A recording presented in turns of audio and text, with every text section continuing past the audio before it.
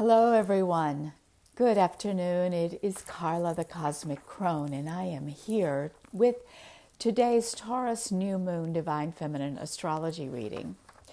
And tonight, in Eastern Time at 10:26 p.m., it is the new moon, exactly, in Taurus. The moon and the sun are together at 3 degrees and 24 minutes in Taurus.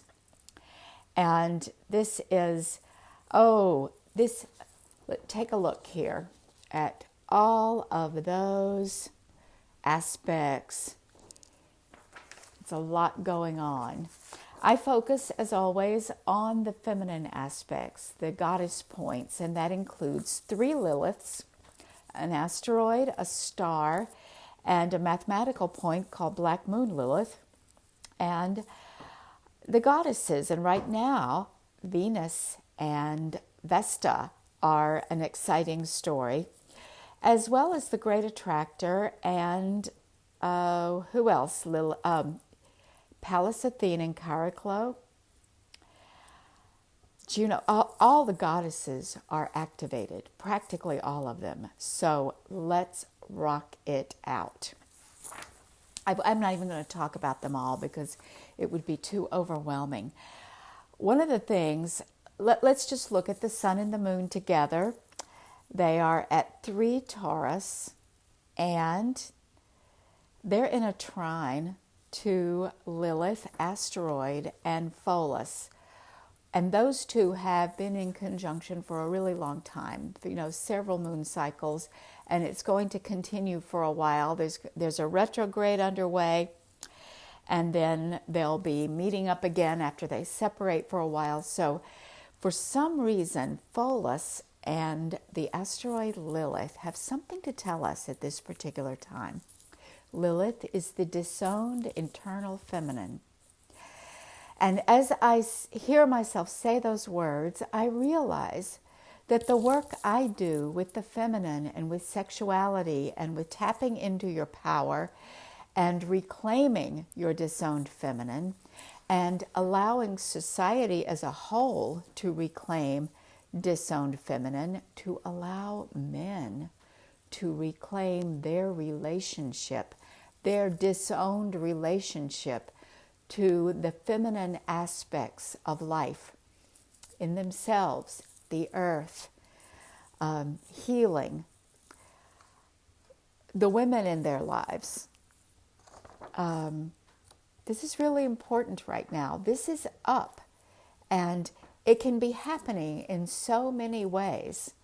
I'm having some issues with my connection, so just forgive me if I go wonky. If I disappear, I'll be back. Pholus is the shaman of the centaurs. Pholus as a planet stands for the small thing that has a big effect. The runaway reaction. How about a pandemic for an awesome runaway reaction? How about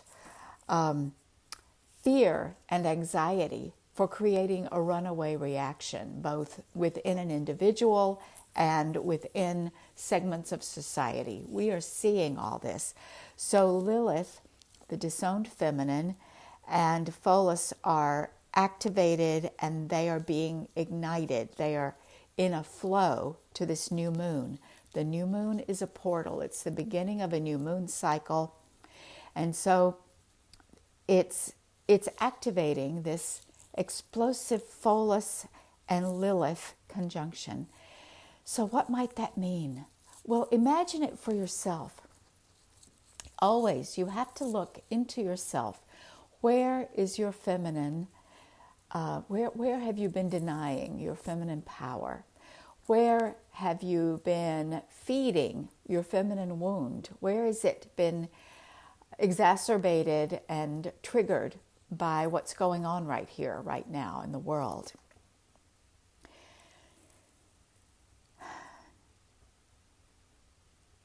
And what is blowing up in your face so you can see what needs to be healed? What is blowing up in your face so that you can see the opportunity? What is blowing up in your face that is showing up as a no more of this bullshit? I am no longer available for this. I promise you, I have had plenty of moments like that, and I'm seeing them right here, wide open for the new moon. It's no accident. So take a look at that and then consider, what is it that you need? What resources do you need? What do you need to learn? What do you need help with? And get the help. The help is available. There is free help. There are courses. There are therapists. There are teachers. There are coaches. There are astrologers. There are psychics. I know plenty of these people. I am one of these people. I'm getting ready for, if your issue is showing up around sexuality and self-worth, I'm getting ready to do a free challenge in the Womb Wisdom portal right now. So this is always, when things are blowing up, this is always an opportunity. The thing that I posted, if you scroll down below this, you will see something on this page. I posted wisdom from an elder talking about how if you are not allowing a complete revolution of your life during the quarantine, then you are missing a big opportunity. I paraphrase, but that's what it is. So when things are blowing up, when things are that trine, and the new moon is also really close to Uranus. Uranus is like big sonorous energy of the thing coming out of left field, the unexpected spiritual awakening, the unexpected event that turns things upside down. Uranus and Pholus are like two different vibrations of a very similar energy, and they're active right now at this new moon. So yeah, we've been in lockdown for somewhere between 3 and 6 weeks, depending on where you live, or your own personal choices around that. And it's time for, some people are reaching a breaking point. They are demonstrating. They've had enough of it. And there's a lot going on out there. And you have to decide who you are in here and how you're going to relate. What is true for you? What is accurate for you? And so an opportunity to see that, to take action on it, to take a stand, and to take a stand for yourself is in your face right now. It's in your experience. The opportunities are everywhere. So that's what this new moon is about, an opportunity for deep healing. Instead, it could be, what if, and I just say this, be curious about it, because there's more here that I'm going to tell you about. But what if at this new moon, during this shift, this change, this rather scary, frustrating, and challenging, fucking hard time that we're going through, if you could just take a breath. It's what I say to people in ceremony. It's what I say to people when they're on a healing journey. It's what I say to myself when I'm having to move through things that are so hard, I want them to go away. Stay with it a little longer. Don't be in such a big hurry, because there is something for you here that can change your life forever and for the better. Do not be fooled by the appearance of circumstances. Do not be fooled by the appearance of circumstances. Look for the opportunity for revolution and revelation and deep healing. So, there is something else fascinating about this chart. At this new moon portal, we've been watching Vesta now for about 9 months. First, she made her aspects to the dark goddess, the Lilith star Algol, the demonized goddess, the fierce one, the one who lives at the center of the earth, the one who is dwelling in your womb, the one who is being activated by everything that's going on. She's still playing a big role in this chart. But Vesta has moved on into Gemini, and so has Venus. Venus stroked the dark goddess.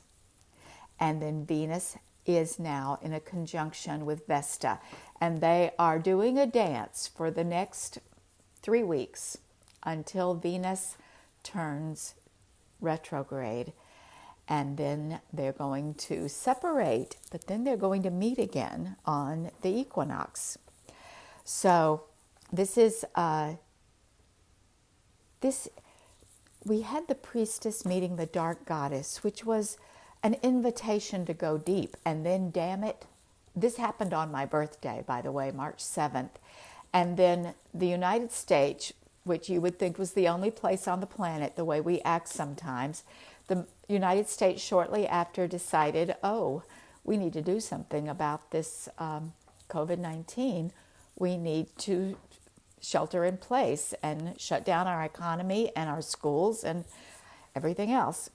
And so that happened as Venus, the shining goddess, lit up Vesta, the priestess.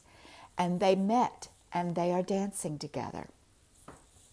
Well, today I discovered someone else who is also dancing with them. I was inspired by an email my friend Matt sent me. He was talking about the asteroid Hygeia, the goddess Hygeia. She is one of two goddesses, Panacea, the cure. Hygeia is cleanliness and health, the things that bring health. They are both daughters of Asclepius, who is the god of medicine and healing, and all three are part of the Hippocratic oath that doctors from the time of ancient Greece to the current time, they take this oath as they go out into the world to practice medicine.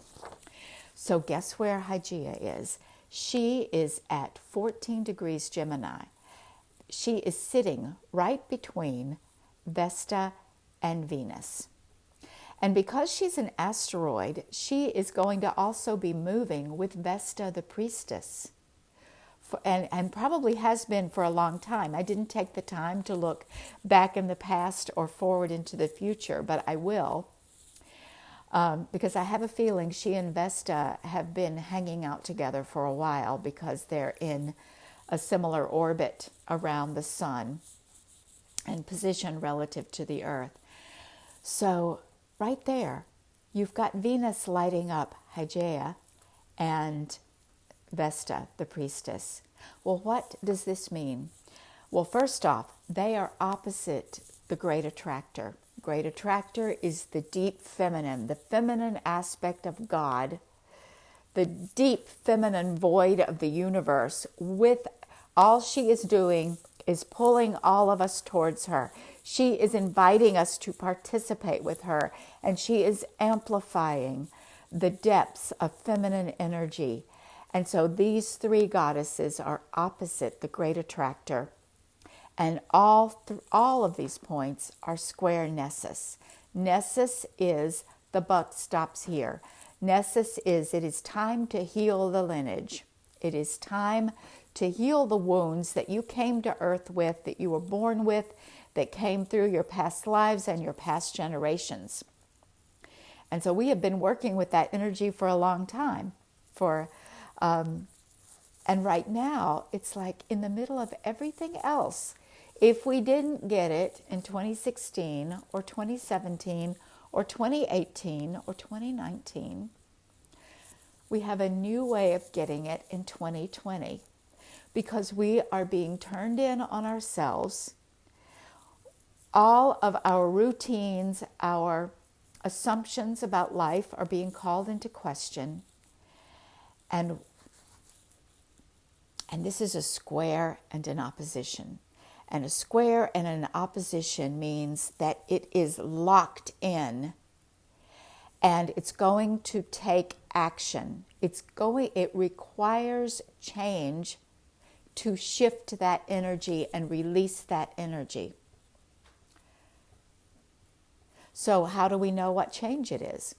Well, everything that's going on in the chart can direct the change. And for you personally, if you know the planets and positions and how today's new moon chart relates to your birth chart, then you can see very specifically for yourself. But looking generally at the chart, what can we see? Well, we see that Venus, the goddess of light, the goddess of the inner flame, is saying, attend to your health. What does that require? Washing your hands, wearing a mask, staying home, eating good food, getting rest, tending to your needs.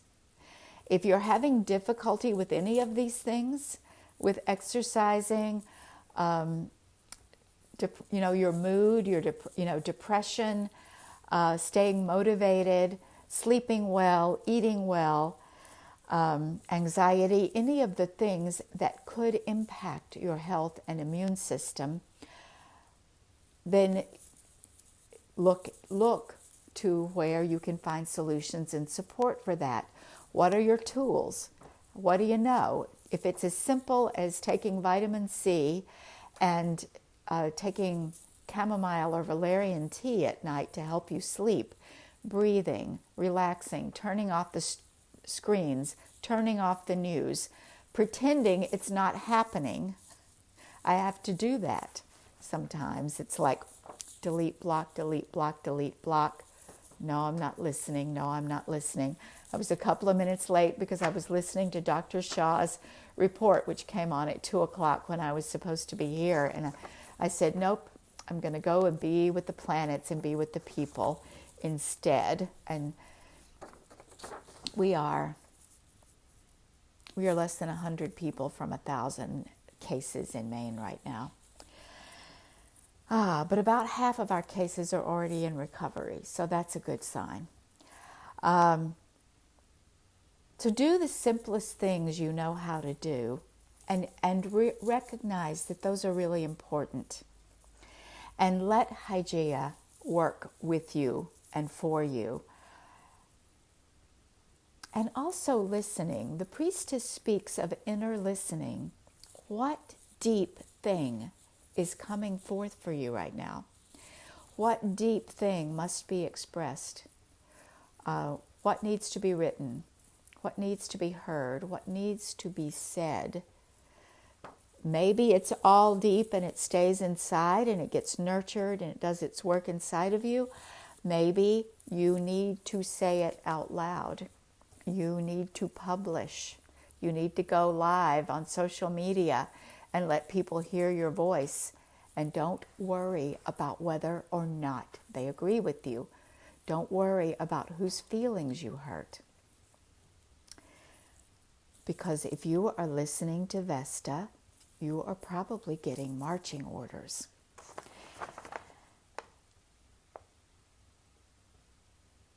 And this is for the collective, because the Great Attractor says so. What else is happening right now? Panacea is active. Hygeia's sister, Panacea, the cure. The cure is sitting at 8 degrees Leo. And it's kind of picking up a vibe off the new moons. It's square, a conjunction between Uranus and Albion, Albion is the thresholder. And the thresholder is the one who attends to birth and death and orgasm, the great transformational release moments of our life cycle. And Panacea, the cure, is, I think, inviting us. First off, it's in a square. It's saying it's challenging because right now there is no cure. The cure for viruses typically is rest, sleep, nutrition, building your immune system. And there may be treatment for severe symptoms, including hospitalization and really serious life-saving treatments. But viruses typically don't have a cure. And very often when we take a medicine, if there is a treatment that cures a virus, it becomes a lifelong treatment, such as the AIDS medications, the antiretrovirals. You have to take them for your whole life. If you take something for herpes or some of the other viruses that we have, vaccines, some would say, they're a lifetime application. Viruses are different critters. So panacea is in a square to the thresholder, the one for birth, the one for life force, and the one for death. And panacea is in a trine to Chiron, the healer, and Black Moon Lilith, the divine feminine that is constantly creating everything. She is taking that void of the great attractor and she's bringing it into form. It is her nature to bring the emptiness of the deep feminine into form. And that includes things like viruses. So this is an invitation for learning, for recognizing our fragility, our relationship to all of nature, including those aspects of nature that will sicken and kill us. Panacea at this moment is cautioning against hubris. Remember your relationship. The cure is in relationship to nature, to self, to the divine feminine, to deep wisdom. There are so many aspects of our lives that are anathema to wisdom. And we crave them, we're addicted to them. This whole chart, this whole event is about a shift, an awareness. Look it in the eye and see it for what it is. What else is going on?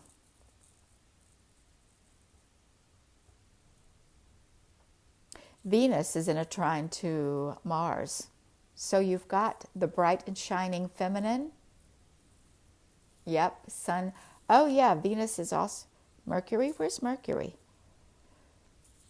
Oh, you're talking about in your chart, Teresa? Yeah.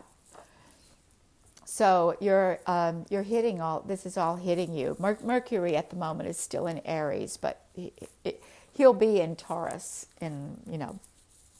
but well before full moon.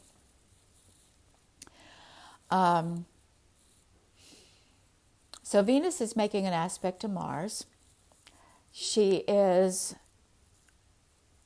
and they're also reaching the great attractor.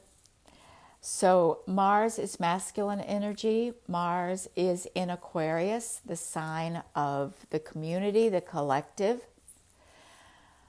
I see Mars picking up this feminine healing energy from Venus, Hygeia, and Vesta, and saying, let's put it to work. Let's send it where it needs to go. It's really, really a problem solver, and using clear thinking and direct action and risk-taking with the best at heart, really recognizing that everything you try won't work. But Mars is an opportunity seeker and an opportunity taker. What else have we got going on? I'm looking at the perpetual, it feels like forever and ever, the 4 planets that are in conjunction, And even Saturn is still, he's over in Aquarius now, but he's still close. Pluto, Jupiter, Pallas Athene, Chariklo, and Saturn, they are all opposite Magdalena. Feminine Christ consciousness is holding the kite string of those big planets in Capricorn and early Aquarius. And she is so powerful. And when you've got one goddess, especially one planet, but now it's a goddess who stands for, well, is Magdalena a goddess? She's feminine Christ consciousness. She is an essence. She was a mythic character, a human being who lived. What do we really know? But she is mortal. If we look at our Judeo-Christian mythic pantheon, she was a mortal who represents so much that is divine for us, and feminine and human. And she is holding this energy across the chart from her. Death and transformation. Jupiter, who expands everything. He is good luck. He is abundance. And he multiplies what is in front of him. So right now he's working with Pallas Athene and Chariklo and Pluto. He is increasing death. He is increasing sickness. He is increasing anxiety. He is increasing fear. He is increasing schism. But he is also increasing compassion, increasing effort and ingenuity and learning and healing and the flow of abundance and money and change and transformation. He's amplifying all of it, and it's a mixed bag. It really is a mixed bag for those of us who are here experiencing right now. And he always leans towards benevolence. So there's that. This is a good thing. And then I really love seeing Pallas Athene and Chariklo together. Chariklo is Chiron's wife. She is a water nymph who went through her own transformation to become a centaur so that she could be with him. She supported him. She works with water energy, and I always feel her with herbal energy, as if she's really working with the herbal medicines. And that's, I don't know if I read that somewhere or if I'm just working with my intuition. But here we've got medicine and strategy, mental awareness, acuity, strength. The things that would terrify us right now, like anxiety and depression and fear, the things that would work against us. Pallas Athene brings their opposite. She brings mental strength, wellness, wholeness, ingenuity, strategy, capacity, groundedness, expressed through the intellect. And she mingles that. Right now, she is exactly working with Chariklo. They're both at 29 degrees Capricorn. And so she's saying we know how to deal with everything that is in front of us. The illness, and they also are the ones that are exactly opposite Magdalena at 28. So they are at 28 Cancer. So they are working with that energy of Magdalena, saying healing requires feminine energy. It requires a holistic approach. There are so many moving parts. There is not one target that we can aim a weapon at and knock this thing out. It has to do with each of us holding our minds, holding our bodies, holding our souls, holding our wisdom, holding our health, holding our relationships, holding a vision for a higher good to come through all of this. That's what's going on in this chart right now.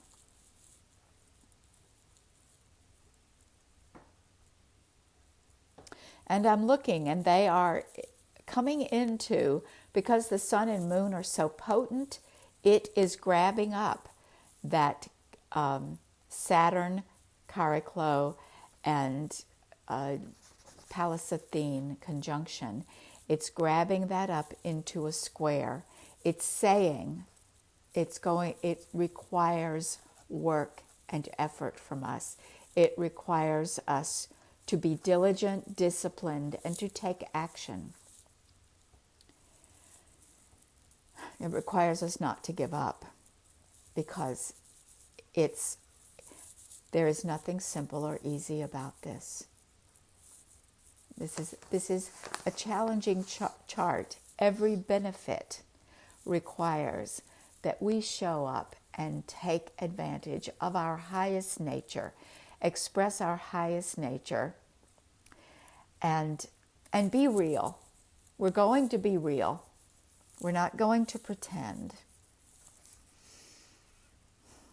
And we stand for the truth as we see it, which means we're going to disagree.